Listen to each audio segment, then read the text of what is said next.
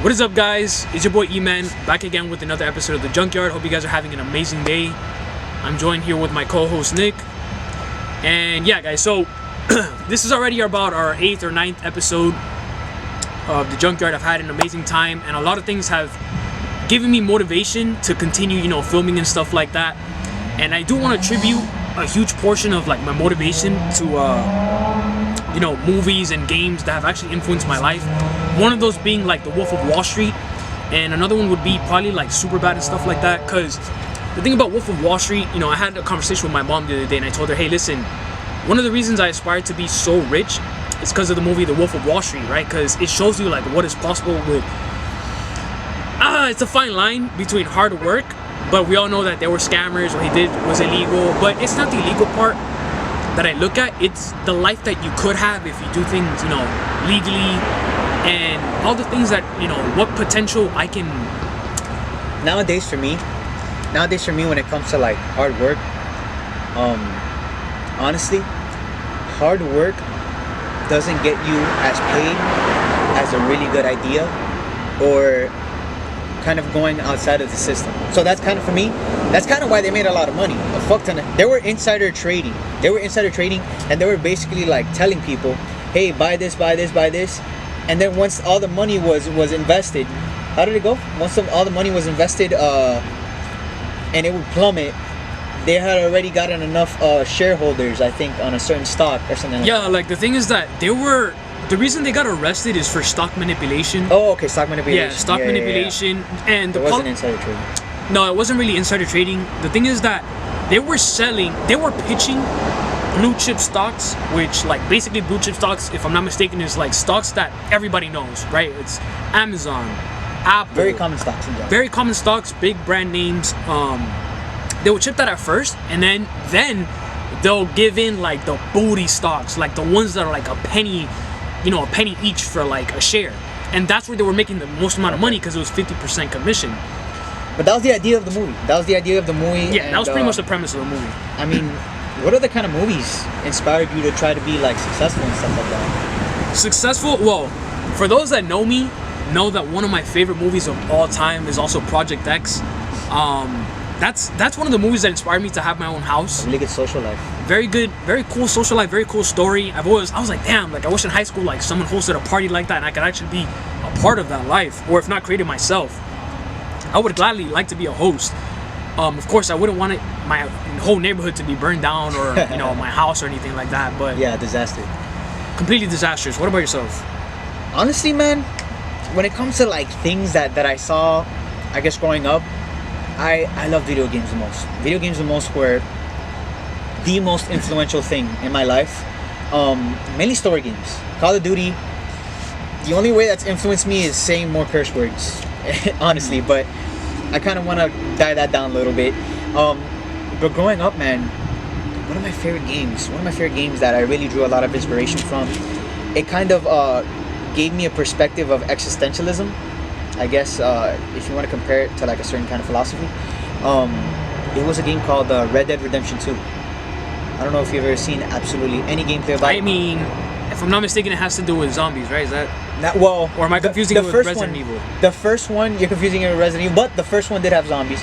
But Red Dead Redemption 2 is basically the story about a cowboy. A cowboy going through being a gangster, being a thug, and running with his gang, right? And in general, you could kind of see, starting off in the game, that they were tough people. They were very tough people, and they grew up around their leader, and their leader taught them well growing up. But you eventually run into this situation in the game where the main guy, his name is Arthur, gets tuberculosis. And this is like in the Wild West, so they didn't really have a cure for tuberculosis. And throughout the game, you see him progressively getting worse, to the point where it affects your health in the game. Physically, sometimes you can't run because you're coughing, but it's a very kind of like self-introspective game, because I have that situation about my whole heart condition, whatever. When you look at those heroes in movies, in TV shows, in video games, in forms of media in general, you kind of compare yourself to them sometimes. You're like, man, like, he's just like me for real type stuff. You get what I'm saying? Like, cause you know, as you go through that game, you know, you can see him start coughing up blood. It's very graphic. It becomes very graphic to the point where I don't know if I'm spoiling it. I'm not gonna try spoiling it, but I mean, how old is the game? it's I think from 2018. Oh, so it's not like super old. No? Do you think I should spoil it? I mean, I say just spoil it, bro. Like, Okay, well, basically the game has a karma meter. And as you go throughout the game, it's an open world game, so you can make good decisions or bad decisions. You can be a dickhead, or you can be a very nice guy. so like certain buttons affect. Yes. So you can like replay the game and then see how Yes. how this would have turned out. Yup, exactly. The Last of Us is like that too, right? The Last of Us isn't like that. It's a one-way story, but I can kind of see why you'd compare it. But in Red Dead Redemption, you're absolutely right about the button pressing, because somebody could ask for your help. You can treat them two ways. You can call them a fucking idiot and tell them to get out of your face. Something funny, really, most of the time. Or you can accept it, and that's a mission in itself. But it really crafted the way that I see life and interacting with people. And the crazy thing about that karma system is at the end of the game, the absolute end of the game, people will treat you in different ways. On how you die. Unfortunately, Arthur dies. He either passes from coughing too much and not being able to breathe, because the gang let him be, or the leader literally shoots you in the head because you were a dog. You were like the rest of them. You were a thug. You weren't a good person. So your karma. So the main character is not like the main character. Like, he's not really like a leader or anything like that. He's not the leader. He's one of the enforcers. Okay. He's one of the enforcers, and you basically follow what the leader says. That sucks.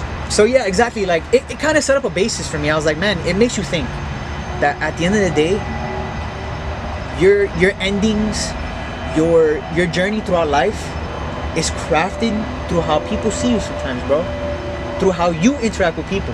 Because, bro, at the end of the day, if you keep denying somebody like help over and over again, or if somebody tries to talk to you but you're like, nah, I don't have time for you. Yeah. When you need them the most, they're not gonna be there, bro. They're not gonna be part of your story anymore. They're not gonna be part of your journey. It's kind of similar, if I'm not mistaken, to the butterfly effect, right? Yeah. 'Cause, like, Yes. For those of you who don't know what the butterfly effect, basically, essentially what it is that for every action, Reaction. there's an equal or opposite reaction. Yeah. Right? I guess that's the best way to put it. For example, let's say there's two roads. One leads to your death, and then one leads to riches. Yeah. If I went left, it's my death, but if you would have gone right, you would have landed, on your riches and stuff like that. Yeah. And that's basically essentially how life is, right? Maybe if I would have gone to a different middle school instead of the current middle school, if I would have never gone into my magnet program, then I would have gone to my home school, and I would have never met Nick. This podcast would have never existed, or maybe it would have. Maybe it would have been with a different person. Maybe the name would have been different. Little things like that. And you know what's crazy too? Who knows if your parents got affected by a form of media to then actually support the decision for you to be in that magnet program. You get me? Yeah. Or maybe they had a specific interaction with a particular person at the right time that introduced them to the concept of a magnet program. Yeah. Right? Because maybe there's some people who just don't know what magnet program is, or that a school even had a magnet program. Right? Yeah. Little things like that. And that's another thing too. When we're talking about the butterfly effect, you know what movie I think of? Bro, I think of... Next? Huh? Next? I've never heard of it. The one with, what's his name again? I forgot, but basically, like, he can see, like, 5 steps ahead. Oh, that's scary as fuck. I don't know if I want that. I think Eva Mendes is in that movie.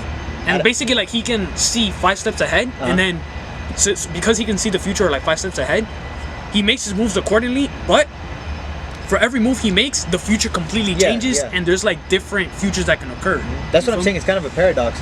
But I was actually referring to another movie. You know, everybody knows Final Destination. Final Destination, yeah. Exactly. In the beginning of every Final Destination, they do the same exact thing. They see 5 deaths ahead, if anything like that.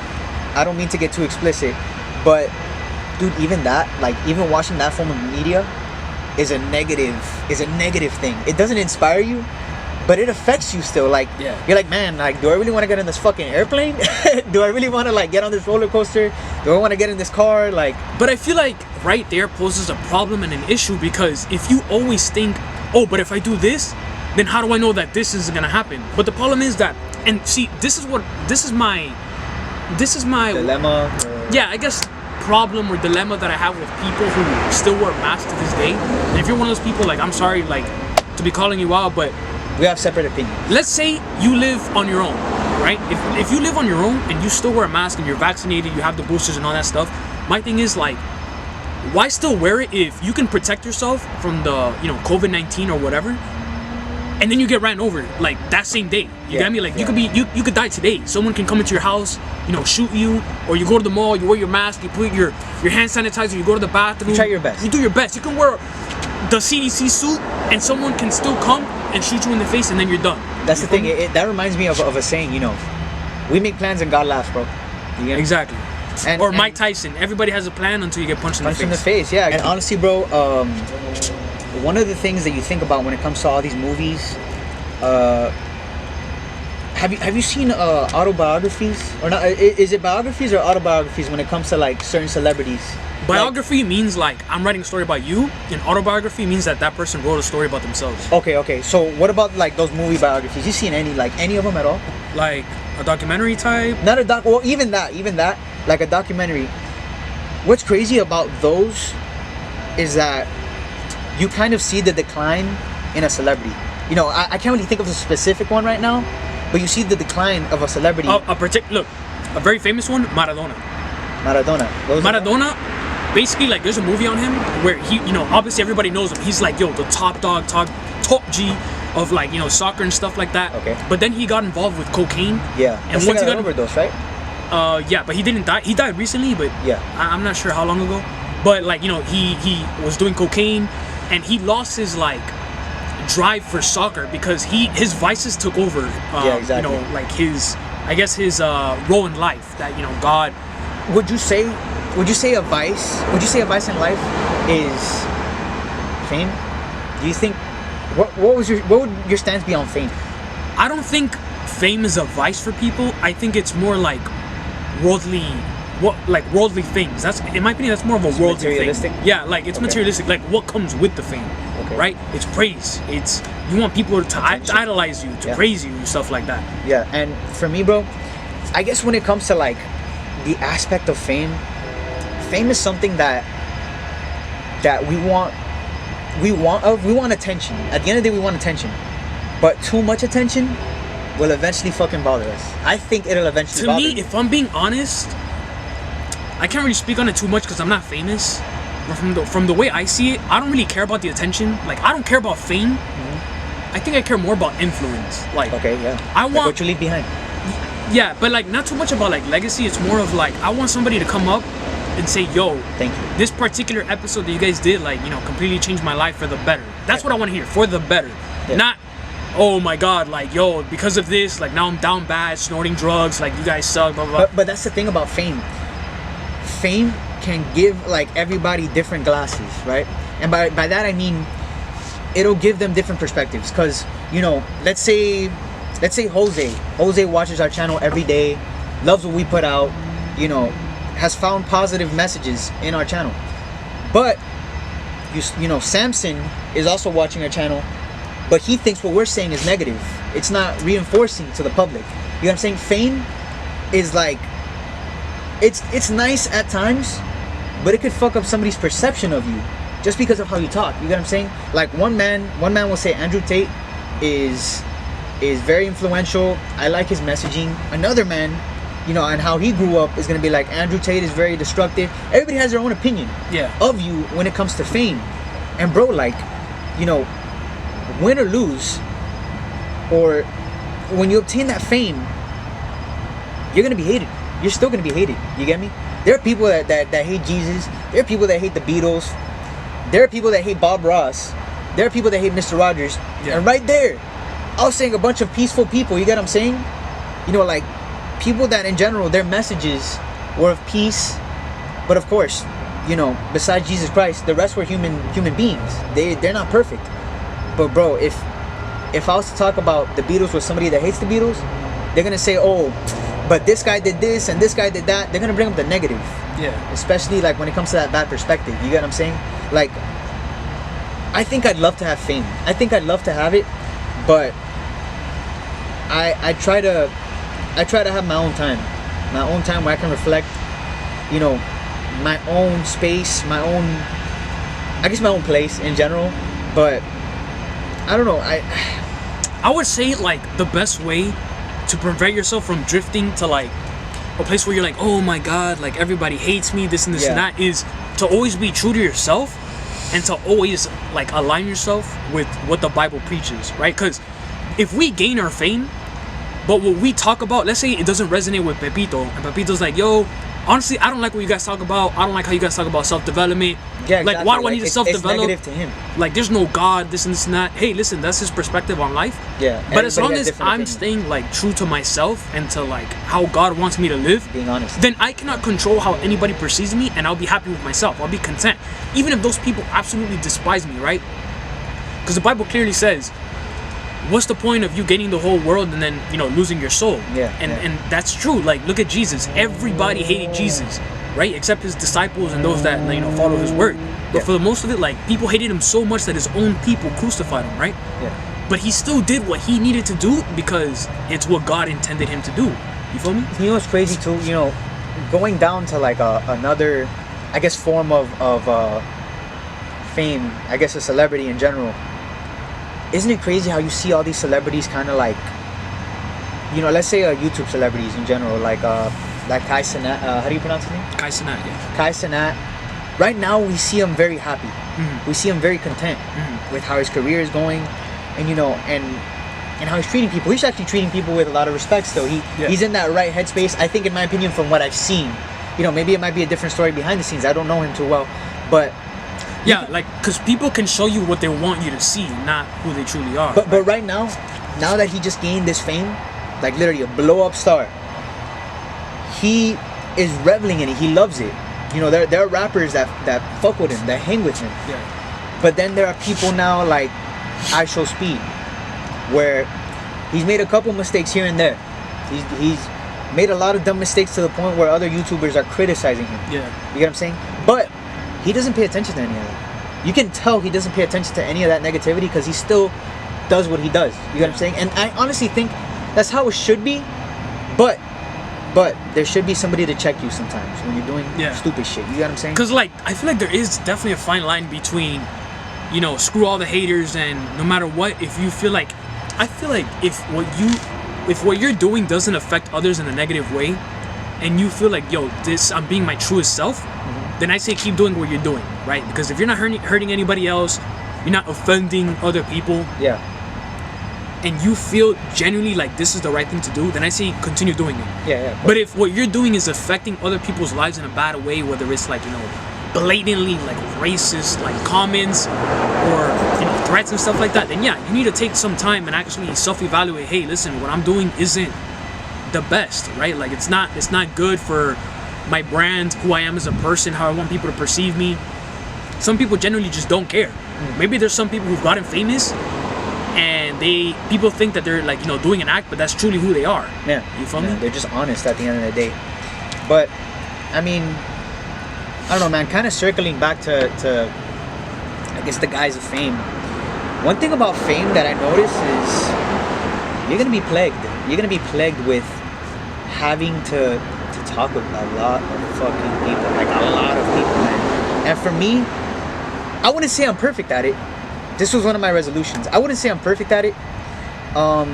Certain social interactions and things like that, I gotta say that's kind of like, that's a small insecurity for me.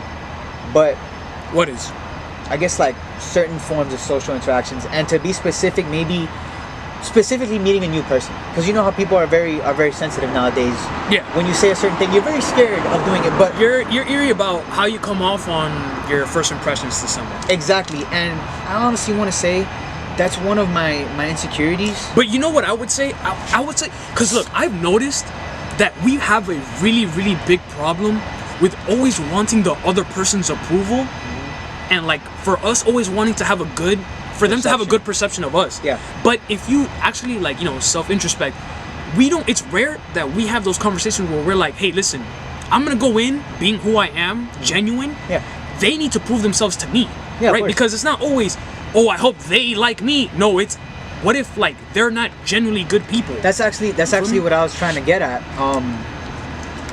I eventually overcame, I guess, certain parts of that insecurity.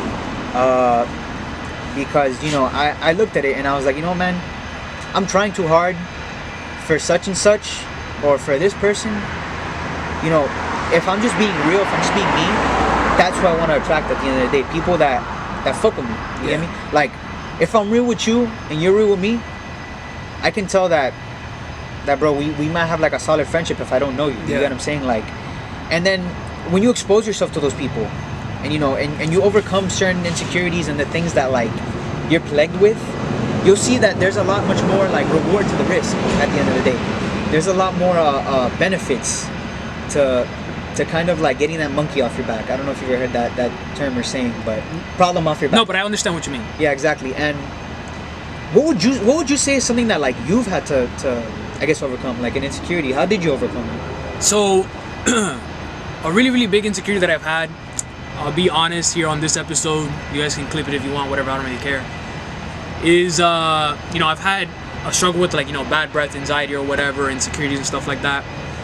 Something that has tackled me a while back, and something that has allowed me to cope with it was when the pandemic occurred, right? Because I can cover it up with the mask, this and that. So then I was like, oh, finally I can like talk a little bit closer to people. But even then, even with the mask, I'd still have that insecurity problem. And it wasn't until endless conversations with my mother, endless conversations, which to this day I still have that insecurity, but it has dramatically decreased. Yeah. Was that my mom would tell me, hey, listen, at some point you're gonna have to, just live your life, right? Like, you're just gonna have to accept it. Like, if somebody tells you, hey, listen, like your breath stinks or whatever, at least now you know, right? Because it's better to know and be able to fix the problem than to never know at all. Be self-aware and always be like keeping your distance. And I've noticed when you let your insecurities get the better half of you, you disrupt the opportunity of you building a good friendship with somebody, right? A potential, maybe a new person that you just met, or you're going out to a party. If you're so in your head about your insecurity rather than connecting with somebody else, you're gonna lose that opportunity, whether it's a friendship, a business opportunity, a girl, whatever. And the way I overcame it was through exposure therapy. For those of you that don't know what it is, it's basically putting yourself in a predicament where you're forced to face your insecurities head on, right? So what did I do? At my retail job, I would constantly get as close as humanly possible. But yeah, if you guys are struggling with any like insecurity or anything like that, my best advice is to do what I did and just face it head on, guys. I know it's gonna be extremely difficult, but I say, yo, tear that insecurity apart little by little by pushing yourself a little bit more, right? Say for example, my insecurity is like the bad breath, I wear a mask. You know what? I'm gonna get a little bit closer, even with the mask, I'm gonna get a little bit closer to that person. The next day, okay, I noticed that nobody said anything. You know what? I'm gonna put it just a slightly bit down. I'll keep my distance, but I'm gonna take off my mask. Like trial and error. Trial and error, little by little, and just keep pushing it, right? Progressively overload through your insecurities. Go a little bit harder, go a little bit harder. Next thing you know, you thought that your insecurity was a freaking joke, bro. Yeah. What would you say, like, do you think that certain forms of social media can damage or help people's insecurities, like Instagram? Like, do you think Instagram is like beneficiary overall to somebody's mental space? So when it comes to the insecurity and stuff like that, I think it depends on your insecurity, right? Because let's say, for example, you're insecure about your body, your looks, how much money you make, what type of girlfriend you have, how your girlfriend looks in comparison to another person. Very then physical thing, it could definitely be detrimental. I think like nowadays, the way that we compare ourselves is absolutely horrific. It's horrendous. Yeah, Down bad, horrendous. Yeah. And we always try to obtain what other people's have, right? Envy, I think it's a very bad, it's a very prevalent problem within like the young generation, in Generation Z. Everybody's constantly comparing. Everybody always wants the BBD, the bigger, better deal. Yeah. Right? Everybody wants the better car, the better girlfriend, more money, better this, and we're never actually complacent or grateful.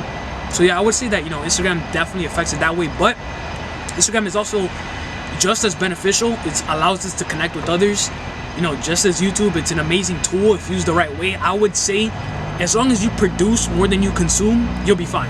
I honestly think that when it comes to like, the example of Instagram, I think it it has its pros and its cons. I think one of the pros is, of course, it connects everybody in you know, in your city, in your state, in this world in general. It's a very amazing, you know, thing that we've progressed as human beings. Like, you know, you can promote a business, you can promote a podcast, you can promote anything, and even in certain forms of social media, you can find shit. You can probably even find love. You get what I'm saying? Like, and it's amazing. It's amazing how you know, we progress as a society where even a simple picture is enough to trigger a conversation. You get what I'm saying? Like, even a simple story is enough to make somebody laugh. Somebody's day. You get what I'm saying? And I think when it comes to things like that, though, there can be a lot of toxicity on the internet. When it comes to like certain hobbies, somebody always has to have the bigger dick. Somebody always has the bigger, better deal. You know what I'm saying? When it comes to a car, somebody has the newest Camaro with a tuned up engine and low suspension. It looks nice, but you don't have it, right? And it also it's okay to like flex your things here and there, but to say that you don't have it and they laugh in your face and they make jokes about it, that's where it comes back to people's insecurities. That's where we're backtracking. I'm sorry, what were you gonna say? No, I was gonna say that another thing that Instagram like creates is an illusion, right? Because a lot of people can make you think that their life is extravagant.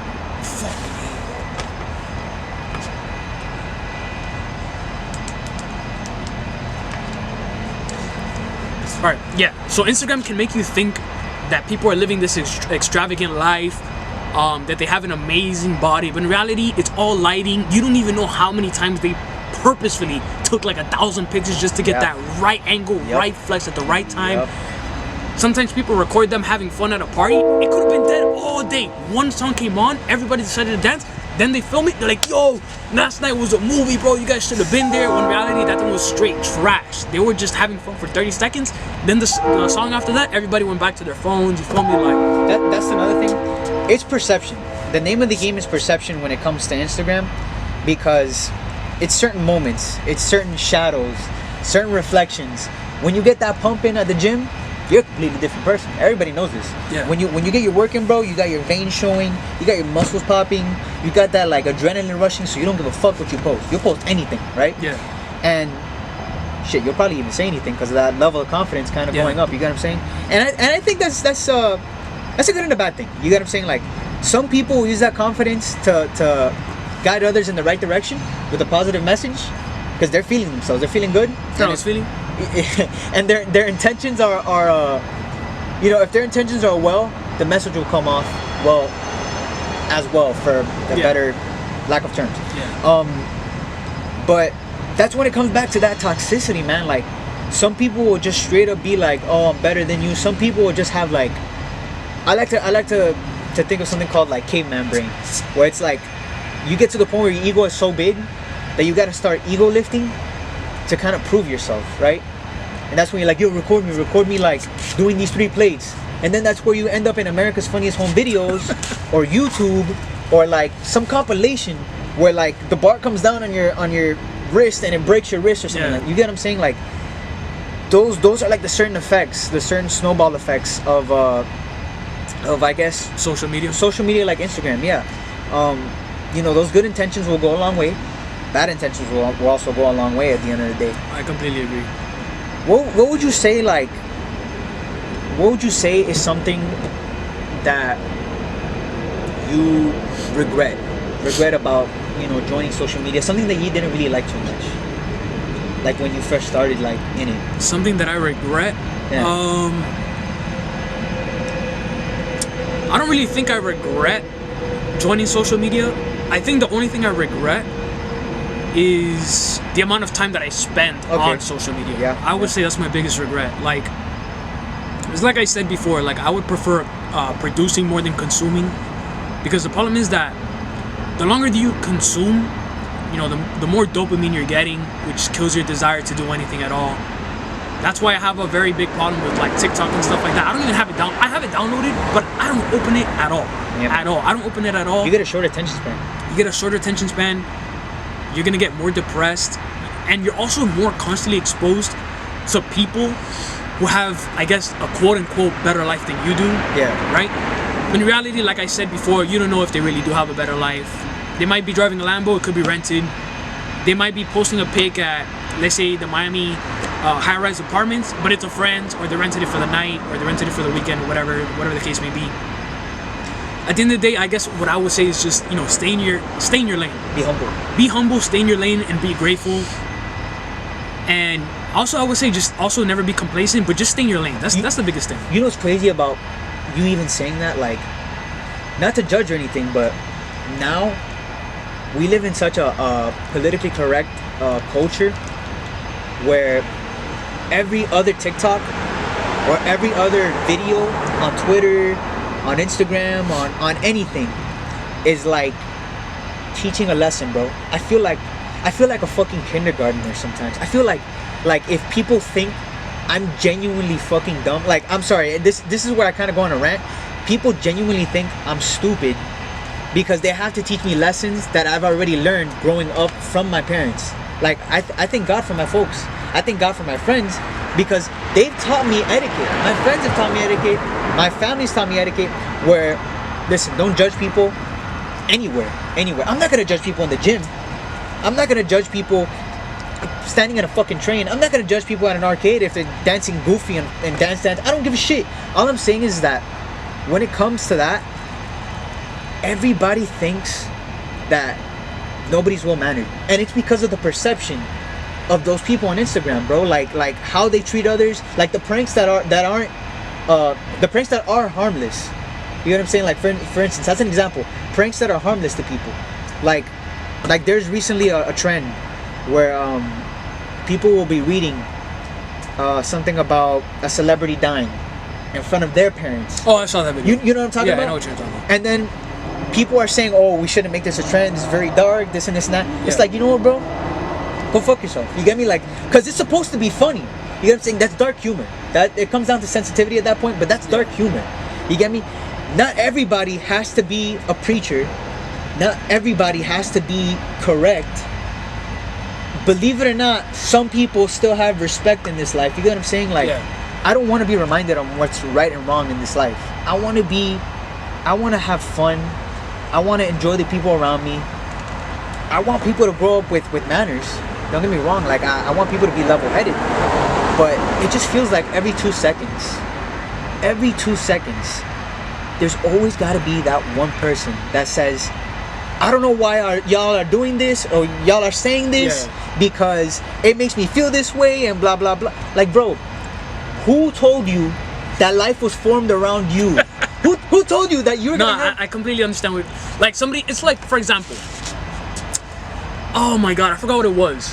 What was happening? I forgot what the video was, but it was Kai Cenat, Aiden Ross, XQC, YRG, all of these like famous Twitch people, right? Mm-hmm. You know the song that goes, I just wanna rock. Yeah. So they were all dancing at the same time, right? Mm-hmm. And then this one chick in the comments goes, oh my god, like, bro, they're grown men, why they acting like little kids? Yes, and then I've like seen that. people are getting on her and they're like, oh, well, they have money, they can do whatever they want because they're taking care of their people, they're taking care of their regardless bills. If they had money though. It's basically people who try to impose their philosophies on other people. Yeah, like normalize blank or like do this. They make you see, and this is why like staying in your own lane and trusting yourself is extremely important. Yeah, exactly.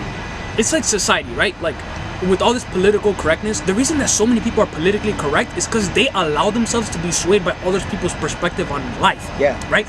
If like Fulanito says, hey, listen, I want you to live your life this way, and you're like, you know what? I'm gonna listen to Fulanito. I don't know why. I don't know who he thinks he is because we're on the same level in terms of status. Yeah, bro. But if you're not solid in who you are and confident in who you are, and that's why it's the overarching message that we kind of want to impose is don't throw stones at anybody because nobody's perfect. And another thing is that we don't have to be teaching lessons to ourselves every 2 seconds. All right, people can still be decent human beings. You got to put trust in a little bit of people here and there. All right, don't be a complete fool either. But this is us signing off for today. You got your host Nicholas and Your boy E-Man. we just wanted to say have a good day, whatever time you're listening to this podcast. Have a good night whenever you're watching it, and like, comment, and subscribe, guys. Have a good one. Take care, guys.